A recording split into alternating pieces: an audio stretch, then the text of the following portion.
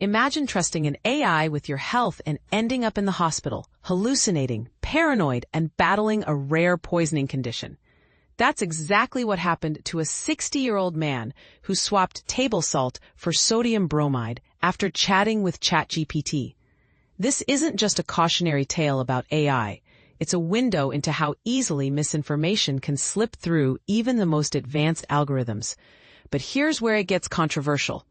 Did the AI bear responsibility, or was it the user's lack of caution that led to disaster? Let's break it down. The story began when the man, with no prior mental health history, started acting strangely. Convinced his neighbor was poisoning him and refusing tap water, insisting he distilled his own. Doctors later discovered he'd been self-medicating for 3 months by replacing sodium chloride, table salt, with sodium bromide, an inorganic compound now mostly used in veterinary medicine. His symptoms: paranoia, hallucinations, and a breakdown so severe he required an involuntary psychiatric hold.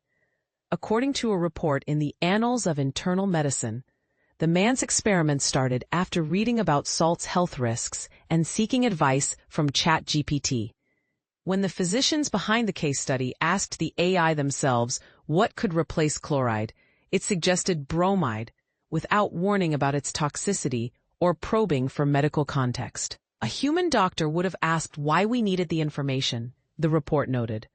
This raises a critical question. Should AI tools like ChatGPT be held accountable for health advice that leads to harm?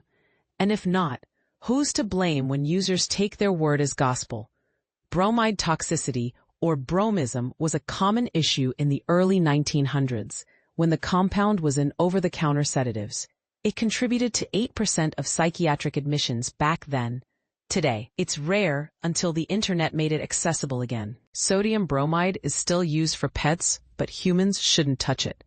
Yet here was a man, following an AI's lead, unknowingly poisoning himself. OpenAI, the company behind ChatGPT, says its terms of service explicitly state the tool isn't for medical advice. They've trained their systems to push users toward professionals. But does that absolve them when their responses lead to real-world harm? The physicians involved couldn't access the patient's original ChatGPT logs, leaving gaps in the story.